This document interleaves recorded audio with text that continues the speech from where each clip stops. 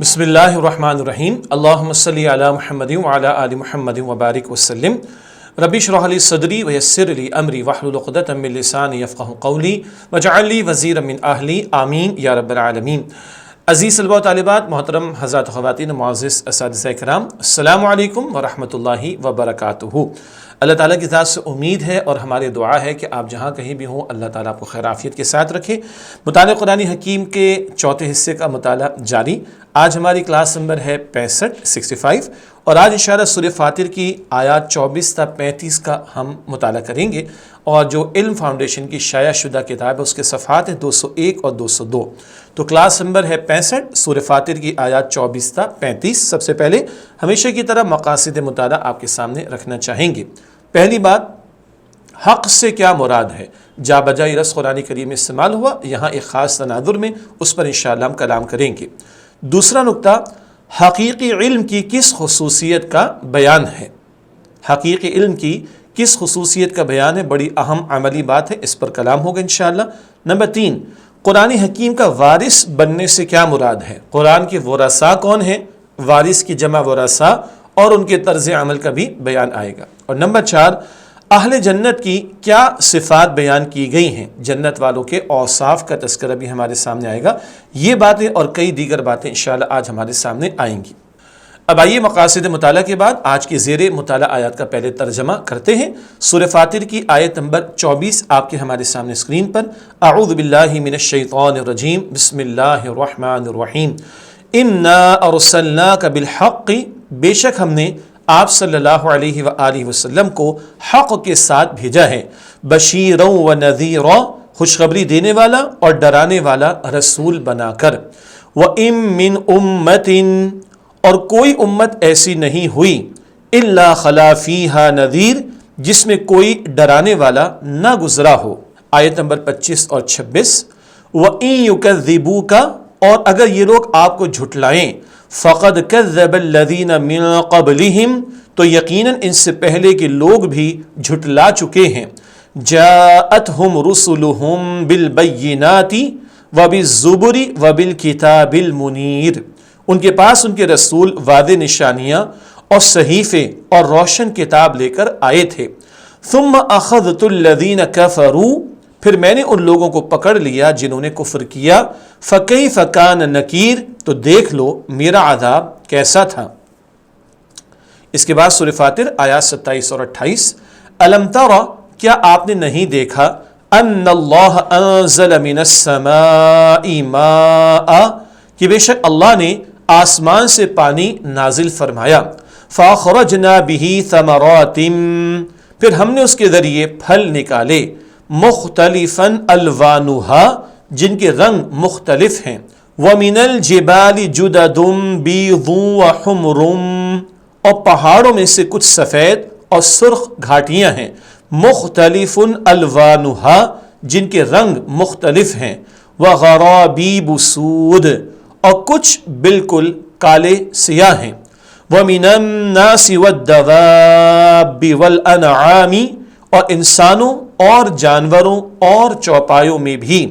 مختلف الوانہ کذالک، اسی طرح مختلف رنگ ہیں۔ انما یخشی اللہ من عبادہ، اللہ سے اس کے بندوں میں سے وہی ڈرتے ہیں، العلماء، جو علم والے ہیں۔ ملا کر پڑھنے کی ترتیب، انما یخشی اللہ من عبادہ العلماء، ان اللہ عزیز غفور، بے شک اللہ بہت غالب بڑا بخشنے والا ہے۔ سورہ فاطر کی اگلی آیات ہے 29 اور 30۔ ان الذین یتلون کتاب اللہ، بے شک جو لوگ اللہ کی کتاب کی تلاوت کرتے ہیں، واقاموا الصلاۃ، اور نماز قائم کرتے ہیں، وانفقوا مما رزقناہم، اور جو کچھ ہم نے انہیں عطا فرمایا ہے اس میں سے خرچ کرتے ہیں، سرا وعلانیۃ، پوشیدہ اور اعلانیہ طور پر، یرجون تجارت، وہ ایسی تجارت کی امید رکھتے ہیں، لن تبور، جس میں ہرگز خسارہ نہ ہوگا، لیوفیہم اجورہم، تاکہ وہ اللہ انہیں ان کا پورا پورا اجر عطا فرمائے، ویزیدہم من فضلہ، اور اپنے فضل سے اور زیادہ عطا فرمائے۔ انہ غفور شکور، بے شک وہ بڑا ہی بخشنے والا نہایت قدردان ہے۔ اس کے بعد سورہ فاطر آیات 31 اور 32، والذی اوحینا الیک من الکتاب، اور جو کتاب ہم نے آپ صلی اللہ علیہ وآلہ وسلم کی طرف وحی فرمائی ہے، هو الحق، وہی حق ہے، مصدقا لما بین یدی، اور ان کتابوں کی تصدیق کرتی ہے جو اس سے پہلے کی ہیں۔ ان اللہ بعبادہ لخبیر بصیر، یقیناً اللہ اپنے بندوں سے بڑا باخبر، خوب دیکھنے والا ہے۔ ثم اورثنا الکتاب، پھر ہم نے کتاب کا وارث بنایا انہیں، الذین اصطفینا، جنہیں ہم نے چن لیا۔ ملا کر پڑھنے کی ترتیب، ثم اورثنا الکتاب الذین اصطفینا من عبادنا، اپنے بندوں میں سے، فمنہم ظالم لنفسی، تو ان میں سے کوئی تو اپنے آپ پر ظلم کرنے والا ہے، ومنہم مقتصد، اور ان میں سے کوئی درمیانی راہ چلنے والا ہے، ومنہم سابق بالخیرات، اور ان میں سے کوئی نیکیوں میں آگے نکل جانے والا ہے، بإذن اللہ، اللہ کے حکم سے۔ ذالک هو الفضل الکبیر، یہی بہت بڑا فضل ہے۔ اس کے بعد سورہ فاطر کی آیات ہیں 33 اور 34۔ جنات عدن یدخلونہا، وہ ہمیشہ رہنے والے باغات میں داخل ہوں گے، یحلون فیہا من اساور من ذہب، وہاں انہیں پہنائے جائیں گے سونے کے کنگن، ولؤلؤا، اور موتی، ولباسہم فیہا حریر، اور ان میں ان کا لباس ریشم کا ہوگا، وقالوا الحمد للہ، اور وہ کہیں گے تمام تعریفیں اللہ کے لیے ہیں، الذی اذہب عنا الحزن، جس نے ہم سے غم دور فرما دیا۔ ملا کر پڑھنے کی ترتیب، وقالوا الحمد للہ الذی اذہب عنا الحزن ان ربنا لغفور شکور، یقیناً ہمارا رب بڑا ہی بخشنے والا نہایت قدردان ہے۔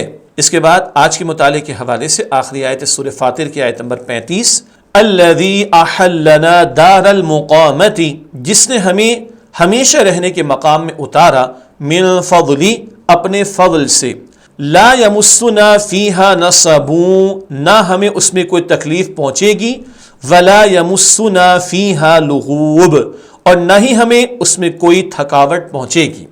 یہ الحمدللہ آج جن آیات کا مطالعہ کر رہے ہیں ان کا ترجمہ ہوا۔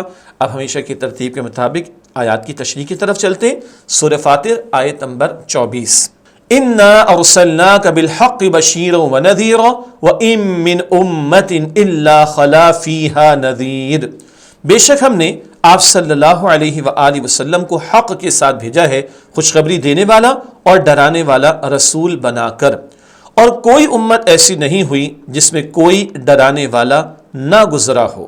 اس آیت کی تشریح کرتے ہیں۔ حق سے مراد اللہ سبحانہ وتعالیٰ کی نازل کردہ شریعت ہے۔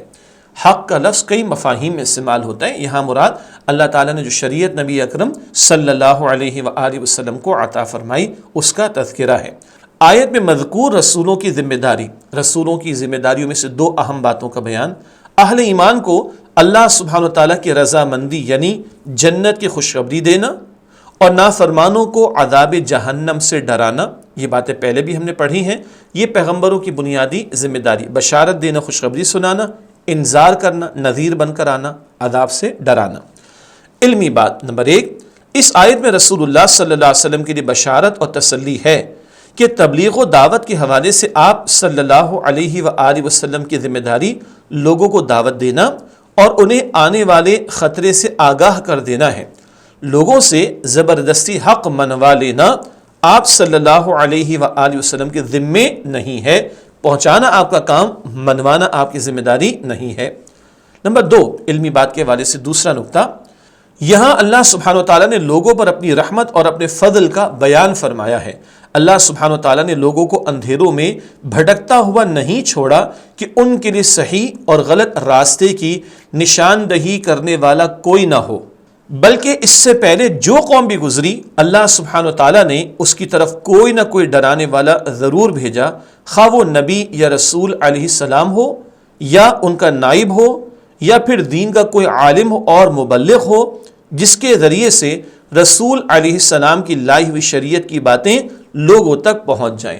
ڈرانے والے اللہ نے بھیجے، انبیاء اور رسول بھی، اور اللہ کے نیک بندے، کوئی صاحب علم، کوئی مبلغ، کوئی داعی، وہ بھی پیغمبر کی بات کو اگر لوگوں کو پہنچا رہا ہے تو یہ لوگوں کے لیے اللہ تعالیٰ اہتمام فرماتا تھا کہ ان کو اللہ کے عذاب سے ڈرا دیا جائے لوگوں کو، تاکہ وہ اپنی اصلاح کر لیں اور اپنی مہلت سے فائدہ اٹھا کر آخرت کے اصل زندگی کی تیاری کریں۔ تو پیغمبروں کا یہ کام اللہ تعالیٰ بیان فرما رہا ہے، اور ہر امت میں کسی ڈرانے والے کو اللہ تعالیٰ نے بھیجا، ہر دور میں اللہ تعالیٰ نے لوگوں کی رہنمائی کا سامان فرمایا، یہاں تک کہ آخری رسول نبی مکرم صلی اللہ علیہ وسلم ہے، اور اب یہ امت ہے جو انسانیت تک اللہ کا پیغام پہنچائے، یہ اب ہم سب کی ذمہ داری۔ سورہ فاطر کی آیت نمبر 25، وَإِن يُكَذِّبُوكَ فَقَدْ كَذَّبَ الَّذِينَ مِن قَبْلِهِمْ جَاءَتْهُمْ رُسُلُهُم بِالْبَيِّنَاتِ وَبِالزُّبُرِ وَبِالْكِتَابِ الْمُنِيرِ، اور اگر یہ لوگ آپ کو جھٹلائیں تو یقیناً ان سے پہلے کے لوگ بھی جھٹلا چکے ہیں، ان کے پاس ان کے رسول واضح نشانیاں اور صحیفے اور روشن کتاب لے کر آئے تھے۔ اس آیت کی تشریح کرتے ہیں، نبی کریم صلی اللہ علیہ وآلہ وسلم کو تسلی، اگر کفار آپ صلی اللہ علیہ وآلہ وسلم کو جھٹلاتے ہیں تو آپ صلی اللہ علیہ وآلہ وسلم سے پہلے بہت سے انبیاء اور رسول علیہ السلام کو ان کی قومیں جھٹلا چکی ہیں، حالانکہ وہ ان کے پاس بہت واضح معجزات، صحیفے اور کتابیں لے کر آئے تھے، اس لیے آپ صلی اللہ علیہ وسلم ان کے جھٹلانے کی بالکل پرواہ اور فکر نہ کیجیے۔ جھٹلانے والا اپنا نقصان کر رہا ہے، پیغمبر کا کام پہنچا دینا ہے، منوانے کی ذمہ داری نہیں۔ علمی بات، بینات کا لفظ معجزات کے لیے بھی استعمال ہوتا ہے اور ایسے دلائل کے لیے بھی جن سے نبی علیہ السلام اپنی نبوت کا ثبوت پیش کریں۔ صحیفے اللہ سبحانہ تعالیٰ کی طرف سے نازل شدہ احکام ہیں جو عام طور پر نصیحتوں اور اخلاقیات پر مشتمل ہوتے تھے۔ تورات کے نزول سے پہلے انبیاء کرام علیہ السلام پر صحائف ہی نازل ہوتے رہے۔ صحیفے کی جمع صحائف۔ سورۃ الاعلیٰ کی آخری آیت میں حضرت ابراہیم علیہ السلام اور حضرت موسیٰ علیہ السلام کے صحائف کا ذکر ہے، صحف ابراہیم و موسیٰ، سورۃ الاعلیٰ کے آخر میں ہم پڑھتے ہیں۔ یہ تھوڑی سی وضاحت تو بینات جو کہ معجزات و دلائل کو کہا جاتا ہے، اور صحیفے کے حوالے سے آگے جس میں احکام ہوتے ہیں، عام طور پر ان میں نصیحتیں اور اخلاقیات بیان کی جاتی ہیں۔ کتاب منیر سے مراد، اس سے مراد مفصل کتب الہیہ ہیں۔ کتاب کی جمع کتب، کتاب الہی اللہ کی طرف سے آئی ہوئی کتاب، کتب الہیہ اللہ تعالیٰ کی طرف سے آئی ہوئی کتابیں جن میں وحی کا نزول۔ اس سے مراد مفصل کتب الہیہ ہیں جو زندگی کے ہر پہلو میں انسان کو روشنی مہیا کرتی ہیں، مثلا ماضی میں تورات اور اب قرآن حکیم۔ تورات میں شریعت کے احکامات تھے زندگی کے بہت سے پہلوؤں کے لیے، اور اب قرآن حکیم آخری کلام میں زندگی کے تمام پہلوؤں کے لیے اس میں رہنمائی عطا ہو گئی، اور ہاں اس کی وضاحت نبی کریم صلی اللہ علیہ وآلہ وسلم کی سنت میں ہمارے سامنے آ چکی ہے۔ اب ایک لفظ یہاں پر آیا تھا زبر کا، تو اس کو بھی جان لیتے ہیں۔ زبر اور کتاب میں فرق۔ نمبر ایک، زبر جمع ہے زبور کی، اس کے لغوی معنی جھڑکنے کے آتے ہیں۔ عجیب لگ رہا ہے نا، جھڑکنا، اور ان کو زبور اس لیے کہا جاتا ہے کہ اس میں لوگوں کو باطل کی طرف جانے سے روکا جاتا ہے، جن میں زیادہ تر اخلاق و آداب اور وعظ و نصیحت ہوتی تھیں۔ تو زبر زبور کی جمع، اکثر و بیشتر اس میں اخلاقی ہدایات اور آداب کا بیان اور نصیحتوں کا ذکر ہوتا تھا، جیسے زبور داؤد علیہ السلام، صحف ابراہیم علیہ السلام وغیرہ، یہ زبر کے ذیل میں آئیں گی کتب۔ کتاب سے مراد ایسی کتابیں ہیں جن میں احکام شریعت کا بیان ہوتا ہے، مثلا تورات اور قرآن حکیم وغیرہ، بہت سارے پہلو زندگی کے ان کے بارے میں رہنمائی، اور قرآن حکیم میں زندگی کے تمام پہلوؤں کے اعتبار سے ہدایت کا سامان کر دیا گیا۔ نمبر دو، ایک اور فرق کیا ہے؟ صحیفہ مختصر ہوتا ہے، زبر صحیفہ مختصر ہوتا ہے، اور کتاب تفصیلی ہوا کرتی ہے۔ اب ماشاءاللہ ہمارے طلبہ و طالبات کیونکہ چوتھا حصہ مطالعہ ان کا جاری ہے، تو اب کچھ تھوڑی علمی باتیں بھی ہماری تشریح میں سامنے آ رہی، اور مجھے امید ہے کہ زیادہ بھاری تو محسوس آپ کو نہیں ہو رہا ہوگا۔ آگے چلتے ہیں، سورہ فاطر کی آیت نمبر 26، ثم اخذت الذین کفروا فکیف کان نکیر، پھر میں نے ان لوگوں کو پکڑ لیا جنہوں نے کفر کیا، تو دیکھ لو میرا عذاب کیسا تھا۔ اس آیت کی تشریح، جھٹلانے والوں کا انجام، جو حق کا انکار کرے ان کا انجام کیا ہے؟ اللہ سبحانہ و تعالیٰ نے انہیں سخت عذاب میں پکڑ لیا۔ یہ باتیں بار بار ہم پڑھ کر آئیں، اسی حوالے سے علمی نکتہ، قرآن حکیم میں کئی مقامات پر سابقہ قوموں کے عبرتناک انجام کا ذکر کر کے موجودہ لوگوں کو ڈرایا گیا ہے۔ ان آیات کا ایک مقصد تو رسول اللہ صلی اللہ علیہ وسلم کو تسلی اور تشفی دینا تھا، دوسرا موجودہ کافروں اور نافرمانوں کو یہ بتانا کہ مہلت مل جانے سے بے فکر نہ ہو جائیں۔ پچھلوں کا ذکر کر کے نبی علیہ السلام کو تسلی، انکار کرنے والوں کے بارے میں فکر مند نہ ہو، اور جو کفار موجود ہیں ان کو بتایا جا رہا ہے کہ بے فکر نہ ہو جاؤ، کفر پر اڑے رہے تو انجام تمہارا بھی پچھلوں سے مختلف نہیں ہوگا۔ اگلی آیت سورہ فاطر کی آیت نمبر 27، أَلَمْ تَرَ أَنَّ اللَّهَ أَنزَلَ مِنَ السَّمَاءِ مَاءً فَأَخْرَجْنَا بِهِ ثَمَرَاتٍ مُخْتَلِفًا أَلْوَانُهَا وَمِنَ الْجِبَالِ جُدَدٌ بِيضٌ وَحُمْرٌ۔ کیا آپ نے نہیں دیکھا کہ بے شک اللہ نے آسمان سے پانی نازل فرمایا، پھر ہم نے اس کے ذریعے پھل نکالے جن کے رنگ مختلف ہیں، اور پہاڑوں میں سے کچھ سفید اور سرخ گھاٹیاں ہیں۔ مختلف الوانها وغرابیب سود، جن کے رنگ مختلف ہیں اور کچھ بالکل کالے سیاہ ہیں۔ اس آیت میں اللہ کی نشانیوں کا ذکر ہے، آئیے تشریح کرتے ہیں۔ غور و فکر کی دعوت، اللہ سبحانہ و تعالیٰ کے کمال قدرت کی نشانی، پانی پر غور و فکر کی دعوت دی گئی ہے۔ اللہ سبحانہ و تعالیٰ ہی نے آسمان سے بارش نازل فرمائی جس سے سب فیضیاب ہوتے ہیں۔ آسمان سے برسنے والے پانی کا فائدہ، اس کے ذریعے اللہ سبحانہ و تعالیٰ نے بہت سے درخت نکالے، پھر ان درختوں پر پھل لگائے۔ ان پھلوں کی کئی اقسام ہیں اور ان کے رنگ اور ذائقے بھی مختلف ہیں، حالانکہ پانی ایک ہی پہنچتا ہے۔ اگلا نقطہ پہاڑوں کے حوالے سے، ابھی پانی کا ذکر آ گیا، بارش کا ذکر آ گیا، اب پہاڑوں کا ذکر۔ پہاڑوں میں اللہ سبحانہ و تعالیٰ کی قدرت، پہاڑوں میں بھی اللہ سبحانہ و تعالیٰ کی قدرت کار فرما نظر آتی ہے۔ کہیں خشک مٹیالے مٹی کے رنگ کے اور سیاہ پہاڑ ہیں، اور کہیں پہاڑوں پر بلند و بالا درخت اور سبزہ ہے جو نہایت خوشنما منظر پیش کر رہا ہے۔ کہیں نمک کا پہاڑ ہے اور کہیں سنگ مرمر کا پہاڑ ہے، پھر ایک ہی پہاڑ میں کہیں سیاہ دھاریاں دور تک چلی گئی ہیں اور کہیں سفید ہیں اور کہیں سرخ۔ یہ رنگا رنگی اللہ تعالیٰ نے ان پہاڑوں میں رکھ دی۔ اب تو چائنا میں ریمبو کے تمام کلرز والے پہاڑ بھی نظر آنے لگے ہیں۔ پھر ان سب ٹکڑوں کی تاثیر بھی الگ ہے، ان سے مختلف قسم کے فائدے حاصل ہوتے ہیں۔ تو ان پہاڑوں میں بھی رنگا رنگی ہے اور مختلف فائدے اللہ تعالیٰ نے رکھ دیے۔ یہاں سبزہ بھی اگ جاتا ہے، یہاں لوگ غاروں میں بھی رہتے ہیں، اور اب لوگ بنکرز بنا کر بھی اپنے دفاع کا سامان کر لیتے۔ بہت کچھ ہے جو فائدے ہمیں ان پہاڑوں سے ملتے ہیں۔ اگلی آیت سورہ فاطر کی آیت نمبر 28، وَمِنَ النَّاسِ وَالدَّوَابِّ وَالْأَنْعَامِ مُخْتَلِفٌ أَلْوَانُهُ كَذَلِكَ انما یخشی اللہ من عبادہ العلماء ان اللہ عزیز غفور۔ اور انسانوں اور جانوروں چوپایوں میں بھی اسی طرح مختلف رنگ ہیں، بے شک اللہ سے اس کے بندوں میں سے وہی ڈرتے ہیں جو علم والے ہیں، بے شک اللہ بہت غالب بڑا بخشنے والا ہے۔ اس آیت کی تشریح کرتے ہیں۔ اللہ سبحانہ تعالیٰ کی قدرت کا بیان، جا بجا اللہ کی نشانیاں اور دلائل بیان ہو رہے ہیں، یعنی اللہ تعالیٰ کی قدرت کے دلائل بار بار بیان ہو رہے ہیں۔ نباتات و جمادات کی طرح انسانوں، جانداروں اور چوپایوں میں بھی انواع و اقسام اور رنگوں کا اختلاف اللہ سبحانہ تعالیٰ کی کمال قدرت پر گواہ ہے۔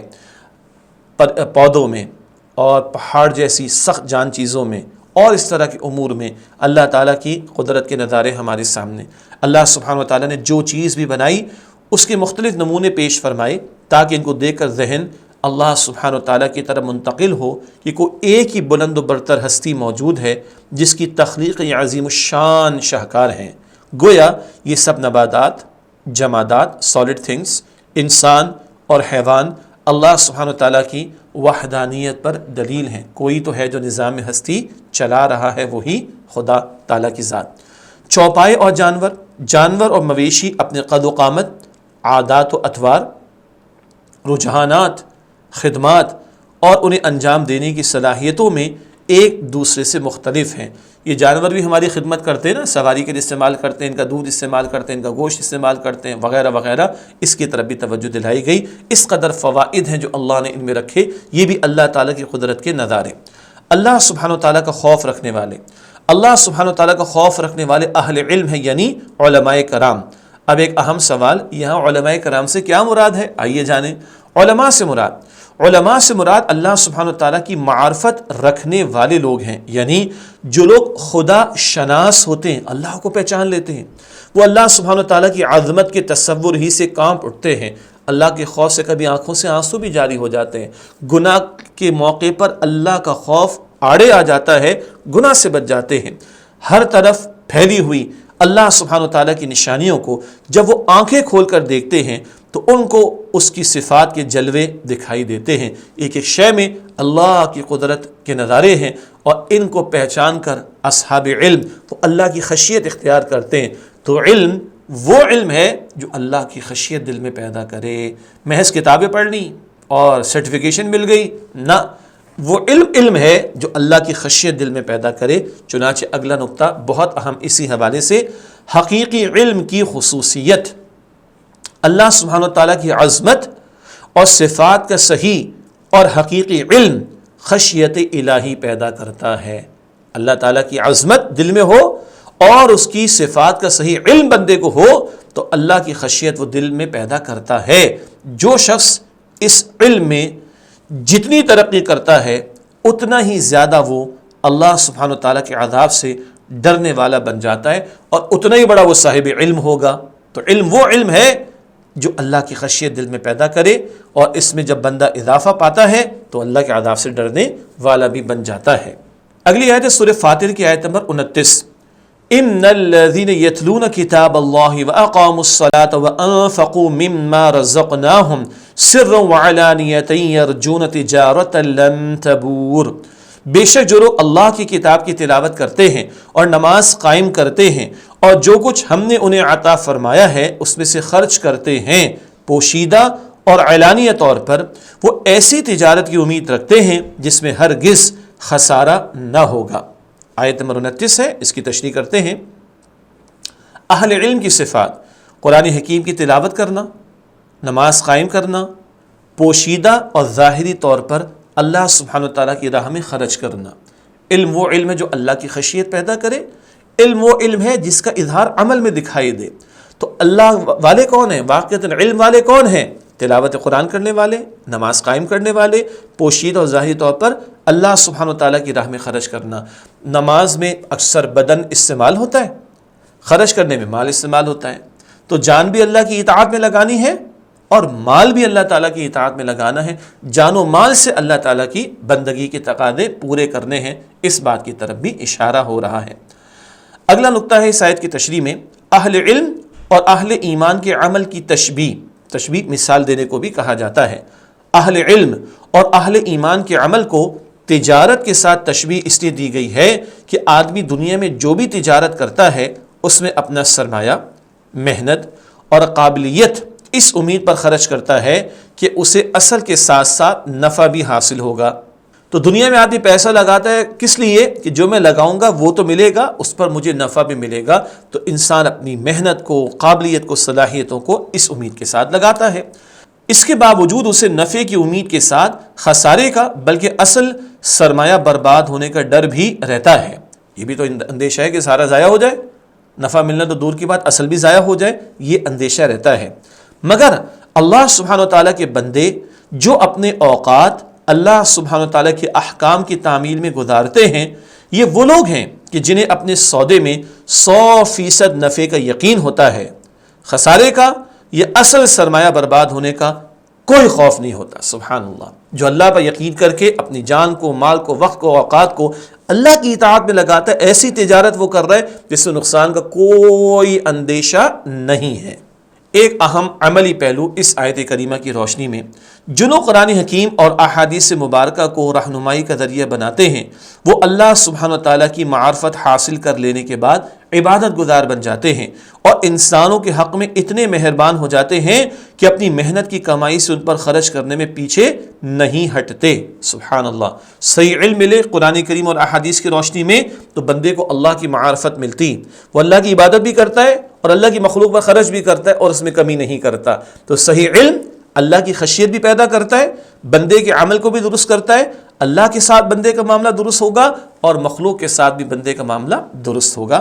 اللہ تعالیٰ ایسے ہی لوگوں میں ہم سب کو شامل فرمائے۔ اگلی آیت ہے سورہ فاطر کی آیت نمبر 30، لِيُوَفِّيَهُمْ أُجُورَهُمْ وَيَزِيدَهُمْ مِنْ فَضْلِهِ إِنَّهُ غَفُورٌ شَكُورٌ، تاکہ وہ اللہ انہیں ان کا پورا پورا اجر عطا فرمائے اور اپنے فضل سے اور زیادہ عطا فرمائے، بے شک وہ بڑا ہی بخشنے والا نہایت قدردان ہے۔ یہ آیت نمبر 30 کا ترجمہ، اس کی تشریح، اللہ سبحانہ وتعالیٰ کی صفات، اللہ سبحانہ وتعالیٰ غفور اور شکور ہے۔ علمی بات، یہ اللہ سبحانہ وتعالیٰ کی طرف سے بدلہ ہے۔ اللہ سبحانہ وتعالیٰ اپنے نیک بندوں کی خطاؤں اور لغزشوں کو خوب معاف فرمانے والا اور ان کی نیکیوں کی اتنی قدر فرمانے والا ہے کہ ان کے حق سے بڑھ کر عطا فرماتا ہے۔ غفور معاف فرمانے والا، شکور قدر دانی فرمانے والا۔ بندے کے عمل کی کیا ہے حیثیت، لیکن اللہ قدر فرما کر اس کا اجر عطا فرماتا ہے اور بندوں کی خطاؤں کو بھی معاف فرماتا ہے۔ عملی پہلو، اہل علم کا بیان چلا آ رہا تھا۔ ایک اور اہم نقطہ، اللہ سبحانہ وتعالیٰ اہل علم کے اندر یہ حوصلہ پیدا فرما دیتا ہے کہ وہ اپنے ہر عمل کو مکمل طور پر اللہ سبحانہ وتعالیٰ کے سپرد کر کے بہترین اجر و ثواب کی امید رکھتے ہیں۔ یہ اللہ ان کو توفیق دیتا ہے، عمل خوب کرتے ہیں اللہ پر توکل کر کے، اللہ کی رضا کے لیے، اور عمدہ ثواب کا وہ امید کا معاملہ اختیار کرتے ہیں۔ سورہ فاطر کی اگلی آیت ہے آیت نمبر 31، وَالَّذِي أَوْحَيْنَا إِلَيْكَ مِنَ الْكِتَابِ هُوَ الْحَقُّ مُصَدِّقًا لِمَا بَيْنَ يَدَيْهِ إِنَّ اللَّهَ بِعِبَادِهِ لَخَبِيرٌ بَصِيرٌ، اور جو کتاب ہم نے آپ صلی اللہ علیہ وآلہ وسلم کی طرف وحی فرمائی ہے وہی حق ہے اور ان کتابوں کی تصدیق کرتی ہے جو اس سے پہلے کی ہیں، یقیناً اللہ اپنے بندوں سے بڑا باخبر، خوب دیکھنے والا ہے۔ اس آیت کی تشریح، وحی کے ذریعے تصدیق، اللہ سبحانہ وتعالیٰ نے بذریعہ وحی اپنے رسول صلی اللہ علیہ وآلہ وسلم پر قرآن نازل کیا ہے۔ یہ وہ کتاب برحق ہے جو گزشتہ آسمانی کتابوں کی تصدیق کرتی ہے۔ پچھلی کتابوں میں تحریف یعنی تبدیلی ہو گئی، البتہ قرآن حکیم آخری کلام ہے اور پچھلی کتابوں کی تصدیق بھی کرتا ہے اور صحیح بات اب لوگوں کے سامنے پیش کرتا ہے، اور قیامت تک کے لیے قرآن حکیم کو اللہ تعالیٰ نے محفوظ فرما دیا ہے۔ اللہ سبحانہ وتعالیٰ کی خبیر اور بصیر ہونے سے مراد اللہ تعالیٰ کی صفات کا بیان آ رہا ہے۔ پہلے غفور اور شکور کا ذکر تھا، اب خبیر اور بصیر ہونے کا بیان۔ اللہ سبحانہ وتعالیٰ کے خبیر ہونے سے مراد یہ ہے کہ اللہ سبحانہ وتعالیٰ کے علم میں یہ بات تھی کہ انسانوں کی ہدایت و رہنمائی کے لیے ایک ایسی کتاب کی ضرورت ہے جو رہتی دنیا تک ان کے لیے شمع ہدایت بن کر باقی رہے۔ چنانچہ اس مقصد کے لیے اللہ سبحانہ وتعالیٰ نے اپنے آخری رسول حضرت محمد مصطفیٰ صلی اللہ علیہ وآلہ وسلم پر قرآن حکیم نازل فرمایا۔ دوسرا یہ ہے کہ اللہ سبحانہ وتعالیٰ اپنے بندوں کی ضروریات کی پوری خبر رکھنے والا اور ان کے اعمال کو پوری طرح دیکھنے والا ہے۔ بندوں کو حاجت ہے، ضرورت ہے ہدایت کی، اللہ خوب واقف ہے، اللہ نے ہدایت کا سامان فرما دیا، صاحب قرآن صلی اللہ علیہ وسلم کے ذریعے آخری پیغام قرآن حکیم عطا فرما دیا، اور اب لوگ کر کیا رہے ہیں؟ اللہ تعالیٰ خوب دیکھ رہا ہے، اور یہ سب کیوں بتایا جا رہا ہے؟ کل لوگوں کے اعمال اللہ کے سامنے پیش ہوں گے اور نتیجے ان کو دیے جائیں گے۔ اس نے آپ صلی اللہ علیہ وآلہ وسلم پر یہ کامل کتاب ان کی اور ان کے زمانے کی تمام ضروریات کو مد نظر رکھ کر نازل فرمائی ہے۔ مراد ہر دور کے لوگوں کی کیا حاجات و ضروریات، وہ سب اللہ کے علم ہے، وہی تو خالق ہے، وہی تو جانتا ہے۔ ان سب کو سامنے رکھتے ہوئے اب آخری پیغام قرآن حکیم کی صورت میں قیامت تک کے لیے اللہ تعالیٰ نے عطا فرمایا ہے۔ سورہ فاطر کی اگلی آیت ہے آیت نمبر 32، ثم اورثنا الكتاب الذين اصطفينا من عبادنا فمنهم ظالم لنفسه ومنهم مقتصد، پھر ہم نے کتاب کا وارث بنایا انہیں جنہیں ہم نے چن لیا اپنے بندوں میں سے، تو ان میں سے کوئی تو اپنے آپ پر ظلم کرنے والا ہے اور ان میں سے کوئی درمیانی راہ چلنے والا ہے۔ وَمِنْهُمْ سَابِقٌ بِالْخَيْرَاتِ بِإِذْنِ اللَّهِ ذَلِكَ هُوَ الْفَضْلُ الْكَبِيرُ، اور ان میں سے کوئی نیکیوں میں آگے نکل جانے والا ہے اللہ کے حکم سے، یہی بہت بڑا فضل ہے۔ اس آیت کی تشریح کرتے ہیں، قرآن حکیم کا وارث بننے سے مراد قرآن حکیم تمام سابقہ کتب کی تصدیق کرنے والی کتاب ہونے کے ناطے تمام آسمانی کتابوں کے مضامین کی جامع ہے۔ پچھلی تمام کتابوں کے مضامین کو جمع کر دیا گیا اس قرآن حکیم میں۔ قرآن حکیم کا وارث بننا گویا سب آسمانی کتابوں کا وارث بننا ہے۔ اللہ سبحانہ وتعالیٰ نے اس کتاب کا وارث امت محمدیہ صلی اللہ علیہ وسلم کو اس لیے بنایا کہ یہ اس کی پسندیدہ امت ہے، بہترین امت ہے، لہذا صحابہ کرام رضی اللہ عنہم کے زمانے سے ہر دور میں اسے پڑھا گیا، سمجھا گیا، بعد والوں تک اسے منتقل کیا گیا، اور یہ سلسلہ جاری ہے تاکہ وہ ہر زمانے کے لوگوں تک اس کتاب کا پیغام پہنچا سکیں۔ یہ اللہ سبحانہ و تعالیٰ کا بڑا فضل اور انعام ہے کہ اسے ساری دنیا میں سے اس امت مسلمہ کو قرآن کا وارث بنایا۔ یہ اس امت کے لیے اعزاز کی بات ہے۔ کتاب الہی کے ورثاء کی اقسام، وارث کی جمع ورثاء، 3 قسم کے لوگوں کا ذکر آ رہا ہے۔ جن لوگوں کو اللہ سبحانہ و تعالیٰ نے اپنی کتاب کا وارث بنایا ہے وہ 3 حصوں میں تقسیم ہو گئے۔ پہلی قسم ان کی ہے جو ایمان تو لے آئے لیکن اس کے تقاضوں پر پوری طرح عمل نہیں کیا، مانا مگر عمل نہیں کیا، چنانچہ بعض فرائض اور واجبات میں کوتاہی کی اور بعض گناہوں کا بھی ارتکاب کر لیا۔ ان کے بارے میں فرمایا گیا ہے کہ انہوں نے اپنی جانوں پر ظلم کیا ہے۔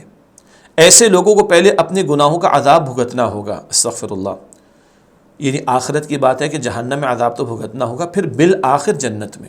دوسری قسم درمیانی درجے کی بتائی گئی ہے، اس سے مراد وہ مسلمان ہیں جو فرائض و واجبات پر تو عمل کرتے ہیں اور گناہوں سے بھی پرہیز کرتے ہیں، لیکن نفلی عبادتیں اور مستحب کاموں پر عمل نہیں کرتے اور کبھی مکروہات میں ملوث ہو جاتے، مکروہات ناپسندیدہ کام ان میں ملوث ہو جاتے ہیں۔ اب آئیے تیسری قسم ان لوگوں پر مشتمل ہے جو صرف فرائض و واجبات پر اکتفا کرنے کے بجائے نفلی عبادتوں اور مستحب کاموں کا بھی پورا اہتمام کرتے ہیں اور ہر کار خیر میں بڑھ چڑھ کر حصہ لیتے ہیں۔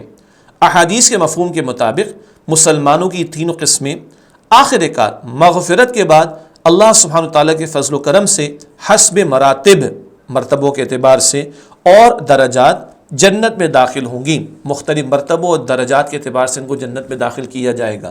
ہاں، جن کے گناہ زیادہ ہیں ان کو سزا تو بھگتنی ہوگی، اور جہنم کا عذاب بہت سخت ہے، اللہ حفاظت فرمائے اور اللہ ہمیں خوب خیر میں آگے بڑھائے، اور قرآن کریم کو واقعتاً ہم تھامنے والے ہوں اور اس کے تقاضوں پر عمل کرنے والے ہوں کہ پہلے ہی مرحلے میں اللہ ہمیں جنت میں جگہ عطا فرما دے۔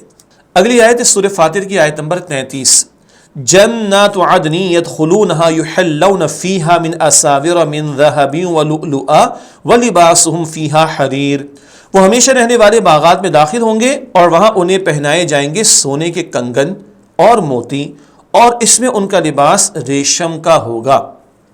اللہ تعالی ہم سب کو عطا فرمائے۔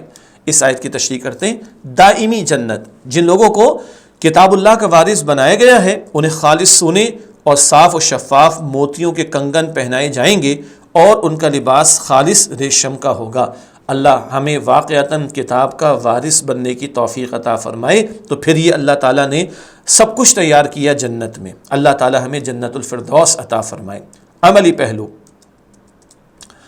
دنیا میں مردوں کے لیے ریشم کے استعمال کی ممانعت ہے، پیور سلک منع ہے مردوں کے لیے۔ رسول اللہ علیہ الصلوۃ والسلام نے ارشاد فرمایا کہ جو شخص دنیا میں ریشم کا لباس پہنے گا وہ آخرت میں ریشم کا لباس نہیں پہنے گا۔ صحیح بخاری صحیح مسلم شریف کی روایت۔ تھوڑی زندگی میں چھوڑ دیں، اللہ کی مان لیں، ہمیشہ کی زندگی میں جنت کا ریشم کا لباس ملے گا، سبحان اللہ۔ علمی بات، رسول اللہ صلی اللہ علیہ وآلہ وسلم نے فرمایا کہ اہل جنت کے سروں پر موتیوں کے تاج سجے ہوں گے، ان کے ادنا موتی کی روشنی ایسی ہوگی کہ مشرق سے مغرب تک پورے عالم کو روشن کر دے گی۔ کم درجے کے موتی کی روشنی ایسی ہوگی، ادنا درجے کی، تو اعلیٰ درجے کے موتیوں کی روشنی کا عالم کیا ہوگا؟ یہ موتی ان کے تاج میں سجے ہوں گے، جو سروں پر تاج ہوں گے، سبحان اللہ۔ یہ جامع ترمذی شریف میں اور بیہقی شریف میں روایت ہے، حدیث مبارک۔ سونے کے کنگن اور ریشمی لباس، اس حوالے سے اہم نقطہ، دنیا میں پہلے بادشاہوں میں دستور تھا کہ وہ سونے کے کنگن پہنتے تھے جن میں ہیرے اور جواہرات وغیرہ جڑے ہوتے تھے۔ یہ جڑے ہوتے تھے، پڑھا جائے گا، ٹھیک ہے، جڑے ہوتے تھے نہیں، صحیح، یہ طلبہ و طالبات کے لیے وضاحت ہو رہی۔ نیز وہ ریشم کا نرم و نازک لباس پہنتے تھے، یہی عیش و عشرت کی وہ انتہا تھی جو اس دنیا میں سمجھی جا سکتی تھی، اس لیے ان چیزوں کا نام لیا گیا۔ واضح ہے کہ دنیا میں مردوں کے لیے سونا یعنی گولڈ استعمال کرنا منع ہے، دنیا میں یہی سب کچھ سے بڑھ کر پہلے عیاشی کا سامان سمجھا جاتا تھا۔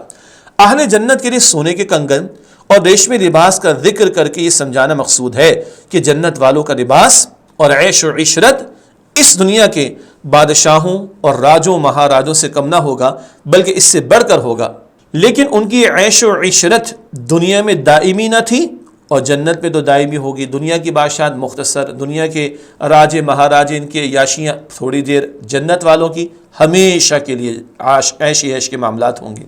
یہ بھی یاد رہے کہ آخرت کی ادنا نعمت کا بھی دنیا کی اعلیٰ نعمت سے کوئی مقابلہ نہیں. ہم تصور بھی نہیں کر سکتے جنت میں جو کچھ تیار ہوا.